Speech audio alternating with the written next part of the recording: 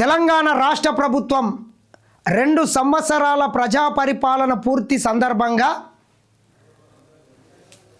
తెలంగాణలో ఫ్యూచర్ సిటీలో ప్రపంచ స్థాయి పెట్టుబడిదారులతో గ్లోబల్ సమ్మిట్ను ఏర్పాటు చేయడం జరిగింది.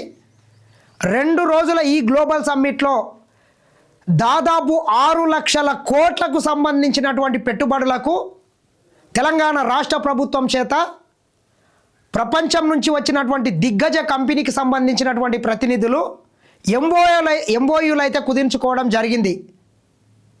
ముఖ్యమంత్రి రేవంత్ రెడ్డి గారు విజన్ 2047 లక్ష్యంగా తెలంగాణ రాష్ట్రాన్ని $3 ట్రిలియన్ ఆర్థిక వ్యవస్థ సాధించడమే లక్ష్యంగా పెట్టుకొని పనిచేస్తున్నాడు. అందుకు అనుగుణంగానే పరిపాలనలో దూకుడైనటువంటి నిర్ణయాలతోని ముందుకెళ్తున్నాడని మాత్రం చెప్పొచ్చు. ప్రపంచంలో ఉన్నటువంటి పేరు మోసిన కంపెనీలు ఈ తెలంగాణ రాష్ట్రంలో పెట్టుబడులు పెట్టడానికి ముందుకొచ్చినాయని మాత్రం చెప్పొచ్చు. ఒకసారి మనం చూసుకున్నట్లయితే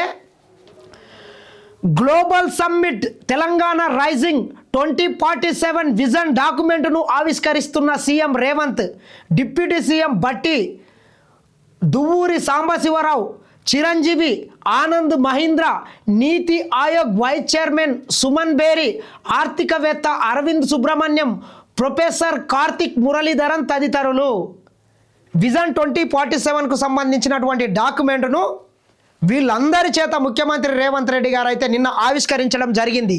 ఒక్కసారి మనం చూసుకున్నట్లయితే పెట్టుబడుల వరద, గ్లోబల్ సమ్మిట్ వేదికగా కుదిరిన ఒప్పందాలు 5.75 లక్షల కోట్లు, రాష్ట్ర చరిత్రలోనే ఇది రికార్డు, తరలి వచ్చిన దిగ్గజ కంపెనీలు. తెలంగాణ రాష్ట్ర చరిత్రలోనే, భారతదేశ చరిత్రలోనే ఒక రాష్ట్ర ప్రభుత్వంతో ఇన్ని కంపెనీలు ఎంఓఏలు కుదిరించుకోవడం మొట్టమొదటిసారి అంట. చూడండి, ఒక్కసారి ఇన్ని లక్షల కోట్ల పెట్టుబడులు పెడితే ఈ తెలంగాణ రాష్ట్రంలో కొన్ని లక్షల ఉద్యోగాలు సృష్టించబడతాయి, తెలంగాణ సంపద పెరుగుతుంటుంది. దేశ విదేశాల నుంచి భారతదేశ వ్యాప్తంగా ఉన్నటువంటి అనేక మందికి ఇక్కడ విద్య, ఉపాధి, క్రీడా అవకాశాలు దొరుకుతాయి. దీని ద్వారా సంపద పెరుగుతుంది. ఈ సంపదని తెలంగాణ రాష్ట్ర వ్యాప్తంగా ఉన్నటువంటి పేదోళ్లకు పంచడానికి ఆస్కారం మాత్రం ఉంటుందని చెప్పొచ్చు. 2047 నాటికి పేదరికం లేని రాష్ట్రం, అదే లక్ష్యంతో mega master plan CM Revanth. కుల వివక్ష పోవాలంటే వేర్వేరు హాస్టళ్లు రద్దు కావాల్సిందే, అందుకే యంగ్ ఇండియా ఇంటిగ్రేటెడ్ స్కూల్స్. ఇది ఒక ముఖ్యమంత్రి, ఒక విజన్ ఉన్నటువంటి నాయకునికి ఉన్నటువంటి పట్టుదల అని చెప్పొచ్చు. నిజంగా చెప్పాలంటే తెలంగాణ రాష్ట్ర వ్యాప్తంగా కావచ్చు, ఈ దేశంలో కావచ్చు, స్వాతంత్రం వచ్చి దగ్గర 80 ఏళ్ళు గడుస్తున్న ఈ రోజుకు కుల వివక్ష పోకపోవడానికి అనేక కారణాలు ఉన్నాయి. అది విద్యార్థి దశ నుంచే మొదలవుతుంది.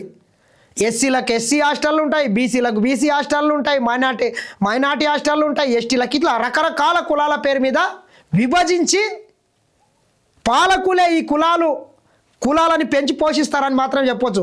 ఈ రకంగా అయితే కుల వివక్ష పోదని చెప్పి యంగ్ ఇండియా ఇంటిగ్రేటెడ్ స్కూల్ అని చెప్పి తీసుకొని వచ్చి అన్ని సామాజిక వర్గాలకు సంబంధించినటువంటి విద్యార్థులను ఒకే చోట విద్యని వాళ్ళకు అందించినట్లయితే అక్కడి నుంచే కుల వివక్ష రూపు మాపబడుతుందని చెప్పి కూడా ముఖ్యమంత్రి చెప్పడం జరిగింది. ఆనంద్ మహీంద్ర సారథ్యంలో స్కిల్స్ వర్సిటీ, ఒలింపిక్ టార్గెట్గా స్పోర్ట్స్ యూనివర్సిటీల ఏర్పాటు, నెహ్రూ స్ఫూర్తితో సాగు విద్యపై ఫోకస్ పెట్టినట్టు వెల్లడి, తెలంగాణ రైజింగ్ 2047 డాక్యుమెంట్ ఆవిష్కరణ. ఇట్లా ఆనంద్ మహేంద్ర కావచ్చు, ప్రపంచంలో ఉన్నటువంటి దిగ్గజ కంపెనీలకు సంబంధించినటువంటి పారిశ్రామికవేత్తలతోనైతే నిన్న గ్లోబల్ సమ్మిట్ వేదికగా ఎంఓఏలు చేసుకోవడం జరిగింది. ముఖ్యంగా తీసుకున్నట్లయితే విద్యుత్ రంగంలోనే దాదాపు 3 లక్షలకు కోట్లుగా పెట్టుబడులు వచ్చినాయి విద్యుత్. అదేవిధంగా పర్యాటకం, ఫార్మా, ఫుడ్ ప్రాసెసింగ్, క్రీడా రంగంలోనూ భారీ ప్రాజెక్టులంట, లక్షల సంఖ్యలో ఉద్యోగ అవకాశాలు, సీఎం రేవంత్ సమక్షంలో కుదిరిన ఎంఓయూలు. ఇట్లా అన్ని రంగాలకు సంబంధించినటువంటి వివిధ కంపెనీల నుండి పెట్టుబడులను అయితే రాబట్టడం జరిగింది. 1100 కోట్లతో కాఫీ ప్లాంట్ అంట. తెలంగాణలో ప్రిజ్ కాఫీ ప్లాంట్ త్వరలో ఏర్పాటు చేస్తాం. పెట్టుబడులకు రాష్ట్రం అనువైన ప్రదేశం, పోర్ట్ సిటీ ఏర్పాటు మంచి ఆలోచన. ఆంధ్రజ్యోతితో vintage coffee managing director Balakrishnan అంట. దాదాపు 1100 కోట్లతోని పోర్ట్ సిటీలో పెట్టుబడులు పెట్టడానికి కూడా ఈ వింటేజ్ సమస్యలకు సంబంధించినటువంటి డైరెక్టర్ అయితే ఎంఓయూ చేసుకోవడం జరిగింది. అదేవిధంగా ఆనంద్ మహేంద్ర ఏమంటుండో ఒకసారి చూడండి.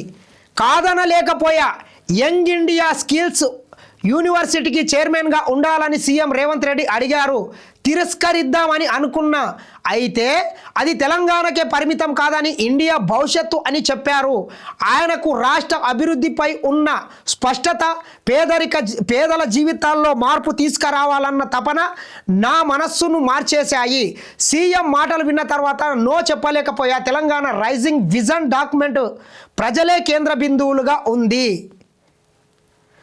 Telangana role model Tony Blair, Britain మాజీ ప్రధాని, బ్రిటన్కు సంబంధించినటువంటి మాజీ ప్రధానమంత్రి టోనీ బ్లేయర్ కూడా ఈ గ్లోబల్ సమ్మిట్లో పాల్గొనడం జరిగింది. ఈ తెలంగాణ అనేటటువంటిది ఒక రోల్ మోడల్. ఈ తెలంగాణలో అన్ని వసతులు ఉన్నాయి, మంచి రోడ్లు ఉన్నాయి, మంచి నీటి సౌకర్యం ఉంది, ఎటువంటి భూకంపాలు రావు, ఎటువంటి సునామీలు రావు. కాబట్టే ప్రపంచవ్యాప్తంగా ఉన్నటువంటి పెట్టుబడిదారులకు ఈ తెలంగాణ అనేటటువంటిది భూభాగం ఒక దక్కన్ పీఠభూమి, ఒక స్వర్గధామంగా నిలుస్తుందని మాత్రం చెప్పొచ్చు. 5,000 కోట్ల పెట్టుబడులు, సాంప్రదాయేతర ఇంధన వనరుల ప్రాజెక్టులు, డేటా సెంటర్లు ఏర్పాటంట. విద్యుత్ రంగంలో ప్రైవేట్ పెట్టుబడులను ప్రోత్సహించాలని సిఓ ఆలోక్ కుమార్ నిగమ్ అంట. ఇట్లా ప్రపంచంలో ఉన్నటువంటి అన్ని దిగ్గజ కంపెనీలు అయితే ఈ పెట్టుబడులను అయితే ఆకర్షించడం జరిగింది. ఇట్లా మరి గత ప్రభుత్వం ఉండే తాగి ఫామ్ హౌస్లో అనుకుంటుండ్రు 24 గంటలు. ఒక పక్క గ్లోబల్ సమ్మిట్లో లక్షల కోట్ల పెట్టుబడులు వస్తే ఈ సన్నాసులు దీన్ని అప్రిషియేట్ చేయకుండా ఇంకా బురద జల్లే ప్రయత్నం చేస్తున్నారు. మీరెన్ని బురదలు జల్లినా బురదలు మీరు వాడతారు, కానీ ఈ తెలంగాణ ప్రజలకు ఒరిగేది లేదు మీ వల్ల. కాబట్టి రేవంత్ రెడ్డి గారిని నమ్మి ఇన్ని 100 కోట్ల పెట్టుబడులు వచ్చినందుకు ఒక తెలంగాణ ప్రజలు మొత్తం సంతోషించాల్సిన అవసరం అయితే ఉందని మాత్రం చెప్పొచ్చు. చూస్తూనే ఉండండి SN TV.